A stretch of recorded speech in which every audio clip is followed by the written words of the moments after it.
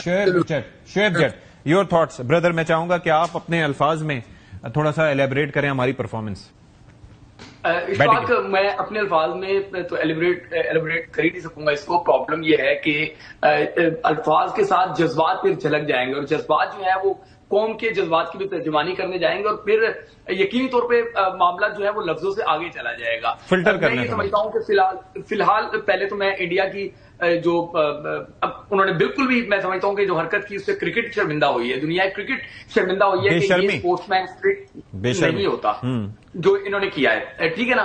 Problem ये थी कि अब इंडिया, आपने जैसे कहा कि वो सियासत में, खेल को सियासत में लेकर आया। वो नवंबर में यानी कि एक डेढ़ महीने के बाद जब यूएई में मीटिंग होगी आईसीसी की, आपको मैं लिख के देने के लिए तैयार हूं कि वो पाकिस्तान क्रिकेट बोर्ड को मजीद हॉट वाटर्स में धकेलेगा। वो अपना इन्फ्लुएंस इस्तेमाल करेगा आईसीसी में जाके और आप देखिएगा कि हो सकता है पाकिस्तान पे क्रिकेट के दरवाजे बंद करने की कोशिश की जाए। तो पहले से पाकिस्तान को ये पता होना चाहिए। अब आ जाए क्रिकेट पे।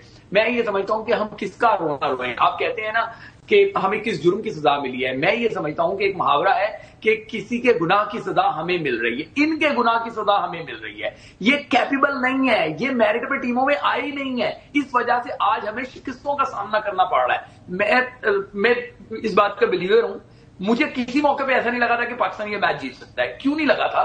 कि पाकिस्तान ने मोमेंटम लूज करना ही करना था। ठीक है, जितनी अच्छी सॉलिड उनको फाउंडेशन मिल गई थी, उसके बाद खुदा का वास्ता है वो जो ये नो लुक शॉट बॉय हमने पाल रखा है साइम अयूब, जिसकी असल जॉब जो है वो बैटिंग है, उससे बैटिंग हो नहीं रही, आप उसको बॉलिंग पे जबरदस्ती थोप रहे हैं। ठीक है, पहले उसको पूरा बैट्समैन तो बनने थे। 48 मैचेस हो चुके हैं उसके T20 में। इन 48 मैचेस में किया उसने? एक जनूबी अफ्रीका के खिलाफ 98 के अलावा बाकी उसके 50 तो छोटी मोटी टीमों के खिलाफ बनाता रहा है। ठीक है ना। तुमसे देख के खेला नहीं जाता, तुम मशहूर हो गए हो नो लुक शॉट के लिए। इसको पाकिस्तान टीम से बाहर निकाले। उसके बाद आ जाएंगे मोहम्मद हारिस। अगर मैं जान के मान पाऊं तो उसमें तनकीद कर लूं या मुझे अभी भी ये कहा जाएगा कि इसको सपोर्ट करें। किस बात पे हम सपोर्ट करें? उसमें है क्या सपोर्ट करने वाला? जिस तरीके से उसने अपनी विकेट थ्रो की है, ये तो ऐसा लग रहा था कि हमारी तरफ से नहीं खेल रहे, उनकी तरफ से खेल रहे। उसके बाद आवाजें, जिस बैट्समैन की बात करें, ये हुसैन तलत को आप लेकर आए हैं ऑलराउंडर के नाम पे। खुदा का वास्ता है यार, ये ऑलराउंडर है पूरी दुनिया की। अभी ये जो छोटी छोटी ओमान की टीम है, ऑलराउंडर भी इनसे अच्छे थे।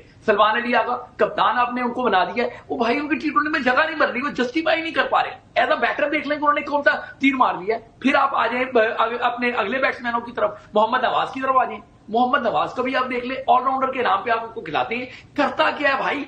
एक आधे मैच में परफॉर्म करके 20 मैच हमें हरवा देता है, लदवा देता है और हम कहते हैं कि वो है।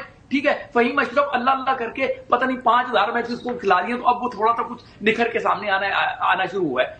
टॉप टू बॉटम मैं समझता हूं कि ये सारों को बाहर करे। एक साहिबजादा फरहान डोमेस्टिक का परफॉर्मर था, उसको आपने इज्जत दी, उसने परफॉर्म करके दिखाया। ये वो साहिबजादा फरहान है जिसको बाबर आजम के दौर में टीम में नहीं घुसने दिया जाता था। ठीक है, हालांकि वो डोमेस्टिक का टॉपर था। प्रॉब्लम यही है कि आप डोमेस्टिक को इज्जत नहीं देते, आप परफॉर्मर को इज्जत नहीं देते, आप पर्चियों को सर पे बिठाते हैं और ये पर्चियां पूरी कौम का मुंह नहीं। तो डोमेस्टिक का परफॉर्मर तो कामरान गुलाम भी था। एक मैच में सेंचुरी के बाद कामरान गुलाम ने क्या किया, ये भी तो अपनी जगह है कि आपको डोमेस्टिक का स्टैंडर्ड भी अपना बड़ा करना है। जनाब सत्ती भाई, कामरान गुलाम को साइम अयूब की तरह 48 मैचेस नहीं मिले। हाँ। कामरान गुलाम को खुशदिल शाह की तरह और आसिफ अली की तरह मैचेस नहीं मिले। क्या बात कर रहे हैं? ये साहिबजादा फरहान को हमेशा टीम के साथ इन आउट किया जाता रहा है, उसको कभी इतने मौके देना, ये पर्चियों को मौके देते हैं, ठीक है, तो वो पर्चियां मुंह काला करवाती हैं। ठीक है, ये